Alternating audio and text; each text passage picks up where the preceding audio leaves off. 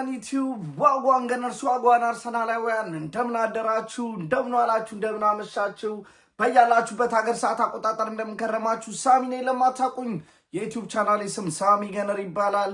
ስለ አርሰናል መስማት የምትወዱ የአርሰናል ደጋፊዎች እንዲሁም የሌላ ክለብ ደጋፊዎች ሆናችሁ ስለ አርሰናል መስማት እንፈልጋለን የምትሉ አሁኑኑ ሰብስክራይብ በማድረግ ቤተሰብ መሆን ትችላላችሁ።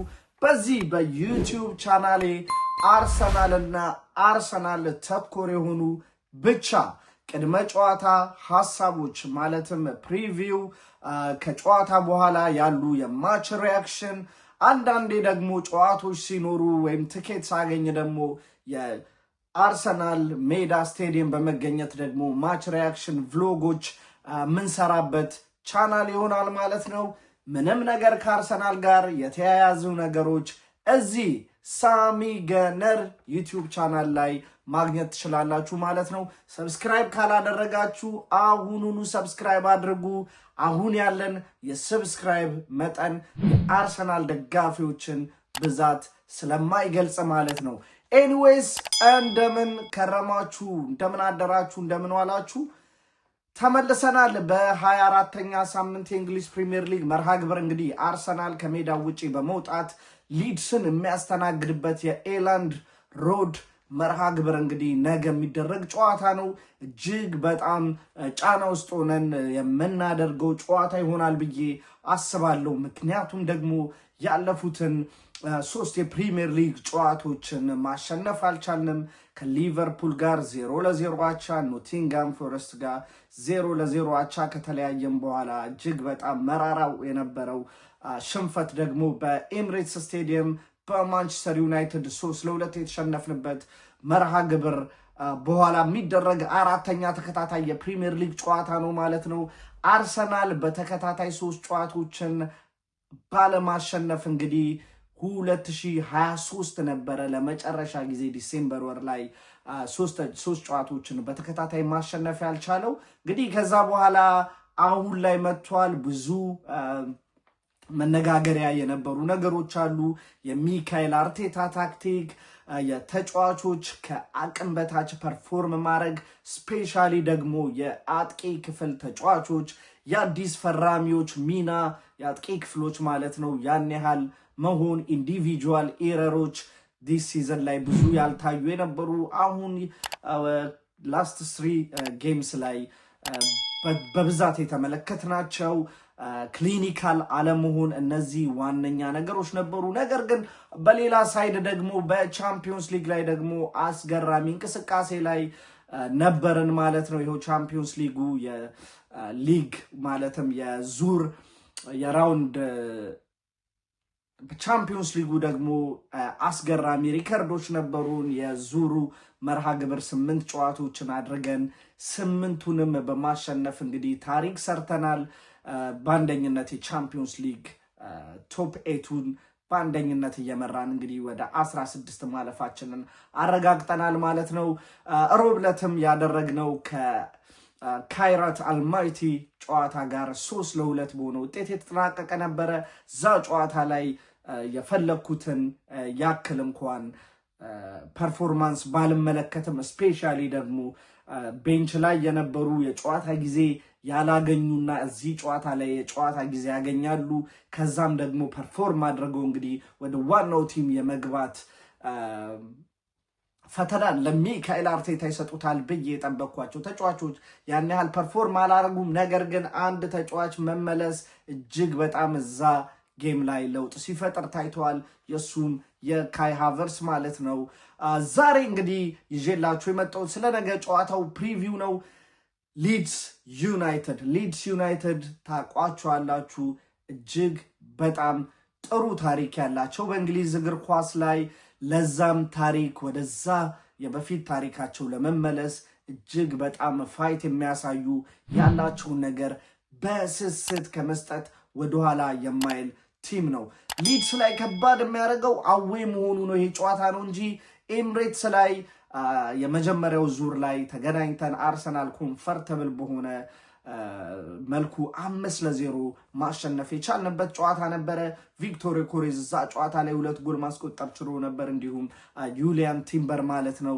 ነገር ግን የኤላንድ ሮዱ ጨዋታ የተለየ አትሞስፌር ነው የሚሆነው መጀመሪያ ደረጃ። ምክንያቱም እኛ ከ3 ጨዋታ ያለማሸነፍ ጫና ውስጥ ሆነን ወደዚህ ጨዋታ የምንሄደው። በተቃራኒው ግን ሊድስ ዩናይትድ ካለፉት 10 ጨዋታን 1 ጨዋታ ብቻ ነው የተሸነፉት። 1 ጨዋታ ብቻ፣ እሱንም በኒውካስትል የመጨረሻ ደቂቃ ጎል ተቆጥሮባቸው የተሸነፉት ጨዋታ ነው። እሱም ብቻ አይደለም፣ ሊድስ ዩናይትዶች ዚስ ሲዝን በሜዳቸው 2 ጨዋታ ብቻ ነው የተሸነፉት። ስለዚህ አሁን የደረጃ ሰንጠረዡ ላይ 16ኛ ደረጃ ላይ የሚገኙ ቲሞች ቢሆኑም ነገር ግን በሜዳቸው ያደረጉትን ፐርፎርማንስ የሁሉንም የፕሪሚየር ሊግ ቲሞች ድጋሚ እንስራው ብንል 4 ደረጃዎችን በማሻሻል 12ኛ ደረጃ ላይ መቀመጥ ይችሉ ነበረ። ኤክስጂያቸው ደግሞ በኤክስጂ ደግሞ ድጌ ኳልኩሌት ብናደርገው 2 ደረጃም ከዛ አሻሽለው 10ኛ ደረጃ ላይ መቀመጥ የሚችል ቲም ነው። ሊድስ ሴትባክ አድርገው በመከላከል ነገር ግን በመስመር ተጫዋቾቻቸው የማጥቃት እንቅስቃሴን በካውንተር አታክ የሚያስጨንቁ ቲሞች ናቸው። ኤክስፔሪየንስድ የፕሪሚየር ሊግ ደግሞ ኤክስፔሪየንስድ የሆነ ዶሚኒክ ካልቨርት ሉዊን አጥቂያቸው ነው። እሱን በአርሰናል በኩል ልንጠነቀቀው የሚገባ ተጫዋች ነው። የመጀመሪያ ዙር እንደነገርኳችሁ በኤምሬትስ ተገናኝተን 5-0 አሸንፈናቸዋል። ሊድስ ዩናይትዶች የፕሪሚየር ሊጉ መሪ ሆኖ ያገኙትን ቲም አሸንፈው አያውቁም በታሪካቸው። ይሄኛው የተወሰነ ተስፋ ሰጪ የሆነ ነገር ነው። ምክንያቱም ደግሞ እስካሁን ድረስ ሊድስ ዩናይትድ በሜዳቸው ባደረጉት ጨዋታ ቶፕ ኦፍ ዘ ፕሪሚየር ሊግ ቴብል የነበረን ቲም ሲገጥሙ አንድም ጨዋታ ማሸነፍ አልቻሉም። የአሁኑን ጨዋታ እንግዲህ የምንሄደው ቶፕ ኦፍ ዘ ሊግ 4 ነጥብ ክሊር ሆነን ነው ከተከታዩ ማንቸስተር ሲቲ። ስለዚህ በዚህ መንገድ ካየነው ምናልባትም ድሉ ወደኛ ሊያዘነብል ይችላል ማለት እንችላለን። አርሰናል ሊድስ ዩናይትድን በተከታታይ በተገናኙበት ላስት 5 ጨዋታ ላይ ሁሉንም ማሸነፍ ችሏል። እሱ ብቻ ደግሞ ሳይሆን በሁሉም ጨዋታዎች ላይ ያስቆጠሩትን ጎሎች ብንመለከት አርሰናል 20-5 በሆነ አግሪጌት ሰፊ ውጤት ነው ማሸነፍ የቻለው ማለት ነው። ስለዚህ ይሄን ኳልኩሌት ብናደርግ አርሰናል በሊድስን ባገኘባቸው ባለፉት 5 ጨዋታዎች በጨዋታ አትሊስት 4 ጎል ያስቆጠራል ማለት ነው። በተቃራኒው ሊድስ ደግሞ 1 ጎል ማለት ነው። ምክንያቱም በአለፉት 5 ጨዋታዎች 5 ጎል ብቻ ስላስቆጠሩ ማለት ነው። በአርሰናል በኩል እንደነገርኳችሁ ጫና ውስጥ ሆነን ወደዚህ ጨዋታ የምንሄደው፣ ነገር ግን ከጉዳት የተመለሱ ተጫዋቾቻችንን ማግኘታችን ምናልባትም ለቲማችን ጥንካሬ ወሳኝ ነገር ነው ብዬ አስባለሁ። ከምንም በላይ ግን ሰልፍ ኮንፊደንትና የነበረውን ነገር ረስቶ ካሁን በኋላ ላሉት የድል ጉዞዎች በደንብ ያለንን ኢነርጂ ሳንቆጠብ መጠቀም ነው። የካይ ሃቨርትዝ መመለስ ምን ያህል የቻምፒዮንስ ሊግ ድላችን ላይ የቲሙ ለውጥ ላይ መመልከት ችለናል። አሲስት ማድረግም ጎል ማስቆጠርም ችሏል ባደረገው የመጀመሪያ 45 ደቂቃ። እንዲሁም ካላፊዮሪ መምጣት የአርሰናል የግራ መስመር የማጥቃት አንፕሪዲክታቢሊቲ ወይም ደግሞ ተገማች አለመሆንን ይጨምራል ማለት ነው። ተናፍቆ ነበር ካላፊዮሪ። ጥሩ የሚባል የፕሪሚየር ሊግ እንቅስቃሴ ሲያደርግ ቆይቶ ተጎድቶ ለተወሰኑ ጨዋታዎች ከሜዳ ያጣ ነው ተጫዋች ነበር። ነገ ዴክላን ራይስ ይሄን መርሃ ግብር ከጀመረ ወይም ደግሞ ከተጫወተ በፕሪሚየር ሊጉ የሚያደርገው 300ኛ ጨዋታው ይሆናል ማለት ነው። ይህም ደግሞ ምን ጊዜም የፕሪሚየር ሊግ የእንግሊዛዊ ሆኖ ብዙ በዚህ ዕድሜው 27 ዓመት ላይ ነው የሚገኘው። በ27 ዓመቱ 300 ጌሞችን በማድረግ 7ኛ ደረጃ ላይ ይቀመጣል ማለት ነው። በእድሜ አነስተኛው ተጫዋች የቡድኑ ወሳኝ ተጫዋች እንደሆነ ዴክላን ራይስ ይታወቃል ማለት ነው። የሳሊባና ቲምበር በጉዳት ምክንያት የባለፈው የቻምፒዮንስ ሊግ ጨዋታ ላይ አልተሰለፉ የሚል ነገር ነበር። ነገር ግን እኔ በጉዳት አይመስለኝም፣ ይልቁንስ ብዙ የጨዋታ ጊዜዎችን ስላድገኙ የጨዋታ ወይም ደግሞ ጌም ሎድ ማኔጅመንት የተደረገ ነው የሚመስለኝ። ለነገ ጨዋታ ዝግጁ ናቸው ብለዋል ሚካኤል አርቴታ። ስለዚህ የነገውን ጨዋታ በሙሉ በጠንካራ ስኳድ ገብተን ሊድስ ዩናይትድን ተቸገርንም አልተቸገርንም ከቻልን ፐርፎርም አድርገን ስቴትመንት ዊን በማስመዝገብ አሸንፈን ፕሬዠሩን ለማንቸስተር ሲቲ ማቀበል አለብን። ምክንያቱም ማንቸስተር ሲቲ ከሜዳው በመውጣት ሌላኛው ኖርዝ ለንደን ቶትናምን በተደጋጋሚ ማንቸስተር ሲቲ ወይም ደግሞ ፔፔ ጋርዲዮላ ከሚቸገርባቸው የፕሪሚየር ሊግ መርሃ ግብሮች አንዱ ነው ተብሎ የሚጠበቀው ጨዋታ ነው። ምንም እንኳን ስፐርሶች ደጋፊው ውድ ቢ ሃፒ ቢሸነፉ ከዚህ በፊት ተመልክተነዋል። አርሰናል የስፐርስ ማሸነፍ ሲቲን በሚፈልግበት ሰዓት ላይ ስፐርሶች ፐርፎርም አላረጉም። ደጋፊው በመሸነፋቸው ሲጨፍሩ ተመልክተናል። ቀጣይ ደግሞ የሊቨርፑል ጨዋታ ስለሚኖርባቸው ማንቸስተር ሲቲዎች እንግዲህ እኒህን ጨዋታዎች እኛ በማሸነፍ እነሱ ነጥብ እንዲጠሉ በመቋጠር እንግዲህ ዚህ ሲዝን ዋንጫን በመብላት እንድናጠናቀቅ የተቻለንን ነገር ሁሉ ማድረግ አለብን ብዬ አስባለሁ ማለት ነው። ስለዚህ የጨዋታ ውጤት ግምት ስንገምት አርሰናል ይሄን ጨዋታ 2-0 በሆነ ውጤት ያሸንፋል የሚል የግል ግምት ያለ። ወደ ግምታዊ አሰላለፍ ስንሄድ የግብ ጠባቂ ቦታ ላይ ዳቪድ ራያን አደርግና የቀኝ መስመር ተከላካይ ፉልባክ ቦታ ላይ ዩሊያን ቲምበርን እመልሳለሁ። ዩሊያን ቲምበር ወደ ግራ የመከላከል ክንፍ ቦታ ከሄደ በኋላ ያን በቀኝ መስመር የለመድነውን ጀብዳም የሆነ ፐርፎርማንስ መመልከት አልቻልንም። ስለዚህ ወደ ለመደው እና በተደጋጋሚ አሜዚንግ የሆነ ፐርፎርማንስ ሲያስመለክተን ወደ ቆየው ቦታ የምመልሰው ተጫዋች ይሆናል ማለት ነው። የቀኝ የመሃል ተከላካይ ቦታ ላይ አንድ ጨዋታን ካረፈ በኋላ ዊሊያም ሳሊባ መቶ ነገ እንግዲህ እዚህ ጨዋታ ላይ ማስጀምረው ሌላ ተጫዋች እሱ ይሆናል ከጋብርኤል ማጋሌዝ ጋር በማጣመር ማለት ነው። በግራ በኩል ጋብርኤል ማጋሌዝን የግራ መሃል ተከላካይ ቦታ ላይ አሰልፌ ማለት ነው። የግራ ፉልባክ ቦታ ላይ ደግሞ ካላፊዮሪን ማስጀምረው ይሆናል። አይኖ ሂንካፔ ጥሩ የሚባል እንቅስቃሴ ሲያደርግ እንደነበረ፣ ነገር ግን ሊስን ካላፊዮሪ ፊት ከሆነ ምንጊዜም እዚህ ቦታ ላይ ምርጫዬ ካላፊዮሪ ነው። የመሃል ሜዳው ቦታ ትንሽ ያው ሊያጨቃጭቅ ይችላል። ምክንያቱም ካይ ሃቨርትዝ ባለፈው ተሰልፎ ያሳየው ፐርፎርማንስ እና ቀጥተኝነት ዳይሬክት መሆኑ ባንድ የመጀመሪያ ጨዋታ ከቪክቶር ዮኬሬዝ ጋር የመሰለፍ እድል አግኝቶ በሁለተኛው ደቂቃ እንዴት ያቺን ስሩ ቦል ልኮ ቪክቶር ዮኬሬዝን አሲስት አድርጎ ለቪክቶር ዮኬሬዝ ማስቆጠር እንደቻለ ተመልክተናል። ነገር ግን ይመስለኛል ሚካኤል አርቴታ እዚህ ጨዋታ ላይ የቀድሞን ስታርቲንግ ላይን አፕ የሚጠቀም ይመስለኛል። ዙቢሜንዲን የዲፌንሲቭ ሚድፊልደር ቦታ ላይ አድርጎ ዴክላን ራይስን እና ማርቲን ኦዲጋርድን ሊያሰልፍ ይችላል። ሊስን ስለ ማርቲን ኦዲጋርድ ፕሬስ ኮንፈረንስ ላይ ተጠይቆ ማርቲን ኦዲጋርድ ኳሊቲ የሆነ ተጫዋች እንደሆነና ኦፍኮርስ በተደጋጋሚ በዚህ ሲዘን ተከታትሎ በመጡ 2 ጉዳቶች ምክንያት የበፊት ፐርፎርማንሱን ለማግኘት እንደተቸገረ ሲናገር ተመልክተናል ማለት ነው። የኔ ችግር ከኦዴጋርድ ጋር ሳይድ ቦሎች በጣም ያበዛል። ሊስን አይኖ ቢልዳፕ መስራች ነው። ቢልዳፑ ሲጀመር ዙቢሜንዲም አለ። ስለዚህ የሳይድ ቦሎችን ለዙቢሜንዲ ተው። አንተ ዩአር ኤ ክሬቲቭ ወይም ደግሞ ጎል አሲስት ማድረግ የሚጠበቅበት ለአጥቂ አሲስት ማድረግ የሚገባ ክሬቲቭ ሚድፊልደር ነው ወይም ደግሞ አታኪንግ ሚድፊልደር የምንለው ማለት ነው። ስለዚህ ኦዴጋርድ ያንተ ስራ ዝም ብሎ ከቡካዮ ሳካ ጋር የማይረባ ፓሶችን መቀባበል ሳይሆን ቻንሶችን ክሬት ማድረግ፣ ሪስክ ውሰድ። ኳሶችን በተደጋጋሚ እንደዚህ አይነት ኳሶችን ለኖርዌይ ብሔራዊ ቡድን ሃላንድን ፈልገ ስታገኝ ተመልክቻለሁ። ለምንድነው አርሰናል ቤት ይሄን ቪክቶር ዮኬሬዝ ማድረግ የተሳነህ? አይዶን ነው። ነገር ግን እኔም ለብዙ ጊዜ ባክስ አረግ ነበረ።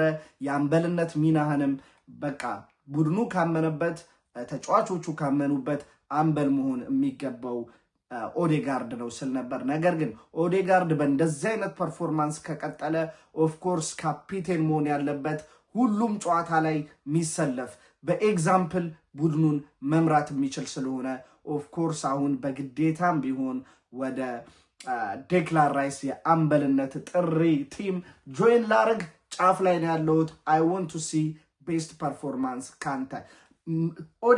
ኦዴጋርድ ብለን የምንጮኸው ያለውን ኳሊቲ ስለምናቅ ነው። ኦዴጋርድ ቤስት የሚባል ፐርፎርማንሱ ላይ ከሆነ ምን መፍጠር እንደሚችል በደንብ ስለምናቅ ነው። ነገር ግን እነዚህ የሳይድ ፓሶች አላስፈላጊ የአንድ ለአንድ ቅብብሎች አያስፈልጉም። ወደፊት አታክ። ስለዚህ እነዚህ የመሃል ክፍል ምርጫዎች የኔም ባይሆኑ የሚካኤል አርቴታ ግን ሃይ ቻንስ ይዞት እዚህ ጨዋታ ላይ ሊገባ ይችላል የምለው ፕሪዲክተር ላይናፔ ነው። የአጥቂ ቦታ ላይ የማጥቃት የክንፍ ቦታ ላይ በቀኝ በኩል ቡካዮ ሳካን አደርጋለሁ። ቡካዮ ሳካ አይኖ ቲሙ አንተ ላይ ዲፔንድ ሆኖ ላስት 5 years እያደገ የመጣ በአንተ በኩል ብዙ ነገሮች አርሰናልን ኬሪ አድርገህ እዚህ ያደረስከው ወሳኝ ተጫዋች አንተ ነህ። ነገር ግን ዲስ ሲዝን ቡካዮ ሳካ ዋንጫ የምንበላበት ነው ሲዝን ብለን የምናስብበት ሲዝን ላይ you have to be the top player ብዙ ጠብቄ ነበረ ካንተ። ምክንያቱም ቻምፒዮንስ ሊግና ፕሪሚየር ሊግን ካነሳን የባላንዶር እጩ የመሆን አቅም የነበረ ተጫዋች ነው። ነገር ግን እሱን ፐርፎርማንስ ኢፌክቲቭነስን ጨዋታ ላይ እየተመለከትኩ አይደለም። ምናልባትም ጥሩ እንቅስቃሴ እያደረገ ነው ብለን ልንጠቅሰው የምንችለው የሴት ፒስ አጠቃቀሙን ብቻ ነው እንጂ ማቆቡ ቡካዮ ሳካን እየተመለከትኩ አይደለም። ካሁን በኋላ ግን ቡድኑ አንድ ወጥ የሆነ ብቃት የሚያሳይ የአጥቂ ክፍል ተጫዋች ያስፈልገዋል። አንድ ሰው ጥቀስ ካላችሁኝ ቡካዮ ሳካን ነው ተማምኜ ይሄ ልጅ የአርሰናልን የማጥቃት ክፍል ይዞ የቻምፒዮንነት ቦታ ላይ ሊያደርሰን ይችላል ብዬ እምተማመነው። ምክንያቱም ቪክቶር ዮኬሬዝ የመጀመሪያ ሲዝኑ ነው። የግራ ክንፍ ተጫዋቾችን በፍጹም አላምናቸውም። ስለዚህ ብዙ ዓመትን አብረህን የነበርከው ቡድኑን ተሸክመ እዚህ ደረጃ ያደረስከው አንተ ነህ። አሁን የፋይናል ስቴጅ ላይ ነን። ካንተ ብዙ እንጠብቃለን። የግራ የማጥቃት ክንፍ ቦታ ላይ እንዳትገረሙ፣ እኔ ኤብሪቼ ኤዜን እመርጣለሁ። ትሮሳርድ አይ ቲንክ ሱፐር ሰብ ሲሆን ወይም ደግሞ ተቀይሮ ከገባ በኋላ ኢፌክቲቭ የሆነ እንቅስቃሴን ወሳኝ የሆነ ግብን በማስቆጠር እናውቋለን። ትሮሳርድ ሲጀምር ኳስን ግን ብዙም አይመቸኝም። አንደኛ እጅግ በጣም ኳስ ያዘገያል፣ እግሩ ላይ መልቀቅ ባለበት ሰዓት ላይ አይለቅም። ሪስክ ያላቸው ድሪብሎችን ያደርጋል። ቲሙ በማጥቃት እንቅስቃሴ ላይ ያለ ኳሱን ቶሎ ከእግሩ ማስወጣት በሚገባበት ጊዜ ላይ ኳስን ከእግሩ አይወጣም። ይሄ በጣም በትሮሳርድ የምቃጠልበት ባህሪ ነው። ማርቲኔሊ አይኖ ቻምፒዮንስ ሊግ ላይ ቶፕ ኦፍ ማለትም የቲሙ ቶፕ ጎል ስኮረር ነው። 6 ግቦችን አስመዝግቧል። አይ ቲንክ ቴሪ ሄንሪ ነው ሞስት ጎልስ በቻምፒዮንስ ሊግ ለአርሰናል ያስቆጠረው 7። ስለዚህ ማርቲኔሊ ጫፍ ላይ ነው ያለው ማለት ነው። ነገር ግን ማርቲኔሊ በፕሪሚየር ሊግ ላይ ኮንሲስታንስ የሆነ ፐርፎርማንስን እያስመለከተን አይገኝም። እሱ ብቻ አይደለም፣ መግደል ያለባቸውን ቻንሶች በመሳት ደግሞ ጨጓራችንን ከአንድም 2ቴም 3ቴ ሲልጠው ከርሟል። ስለዚህ ኤብሪቼዜን እዚህ ቦታ ላይ አሰልፍና ነገር ግን ምናልባትም አንድ ነገር መደረግ አለበት። ካላፊዮሪን የመከላከል እንቅስቃሴው ላይ ወይም ደግሞ ለኤዜ ሚካኤል አርቴታ ፍሪ ሮል መስጠት አለበት። ምክንያቱም ላስት ታይም እዚህ ቦታ ላይ ሆኖ ሲጫወት ማቲ ካሽ ጎል አስቆጠረብን ካስቶን ቪላ። ሚካኤል አርቴታ ደግሞ እዚህ ቦታ ላይ የሚጫወትን ተጫዋች ትራክ ባክ አድርጎ የነሱን ማለትም የሊድስን ወይም የተጋጣሚን የቀኝ የመከላከል ፉልባክ ትራክ ባክ በማድረግ መከላከሉንም እንዲያግዝ ይፈልጋል። ወይ ሚካኤል አርቴታ ይሄን ሚና ሊያነሳለትና ፍሪ ሮል ሊሰጠው ይገባል፣ ወይ ደግሞ ኤብሪቼዜ ሁሌም አክቲቭሊ ይሄን ነገር መስራት ይጠበቅበታል ማለት ነው። ነገር ግን ይሄንን ሮል ከሰጣችሁት ደግሞ አታኪንጉ ላይ ምን ጠብቀውን አይነት እንቅስቃሴ ሊያሳየን ይችላል። ስለዚህ ሚካኤል አርቴታ ምናልባትም ኢንጆይ እንዲያረጉት ነገራቸዋለሁ ብሏል። ከነዛ መካከል አንድ ተጫዋች ፍሪ ሮል ሊሰጠው ይገባል ምለኔም ኢብሪቼዜ እዚህ መሃል ይኖርበታል ማለት ነው። እነዚህን ከያዘን ፊት መስመር ላይ የማጥቃት ፍሉዲታችን ይጨምራል ማለት ነው።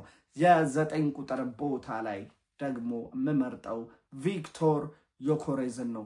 ምክንያቱም ቪክቶር ዮኬሬዝ ቲሙ ላይ ሲኖር የሚኖረው የተቃራኒ የተከላካይ መስመር ተጫዋቾች ፉልባኮች በፍጹም ቲማቸው ማጥቃት ቢፈልግ ራሱ ቪክቶር ዮኬሬዝ ዋና ወይም ደግሞ ነምበር 9 ናቹራል ነምበር 9 ተጫዋች ስለሆነ ኳስን ስፔስን ከሰጡት ሊያጠፋቸው እንደሚችል ስለሚሰጉ የተጋጣሚን የማጥቃት እንቅስቃሴ ራሱ በተወሰነ መልኩ በመቀነስ እንግዲህ በተደጋጋሚ ተመልክተነዋል። እንዲሁም በጎኑ ለሚጫወቱ ተጫዋቾች ደግሞ ፍሪ ስፔስን እንዲያገኙ ይረዳቸዋል። እሱ ላይ የተጋጣሚ ተከላካዮች ፎከስ ስለሚያደርጉ ማለት ነው። ይህን ይመስላል የኔ ፕሪዲክሽን ላይንአፕ ወይም ደግሞ ግምታዊ አሰላለፍ። የእናንተ ምን ይመስላል? ኮመንት ሴክሽን ላይ አሳውቁኝ። የአርሰናል ደጋፊ ሆናችሁ ሰብስክራይብ ያላደርጋችሁ አሁንም ላስታውሳችሁ ሰብስክራይብ አድርጉ። እንብዛ እንባዛ። የዚህ ሲዝን ደግሞ የፕሪሚየር ሊግ የናፈቅነውን ትሮፊ አብረን ስናነሳ በደንብ ሰለብሬት እናደርጋለን ማለት ነው። ዛሬ የነበረኝ የፕሪቪው ቪዲዮ ይሄን ይመስላል። ከጨዋታው በኋላ በማች ሪያክሽን ቪዲዮ እስከምንገናኝ ድረስ አም አውት ፒስ። ካም ኦን ዩ ገነርስ።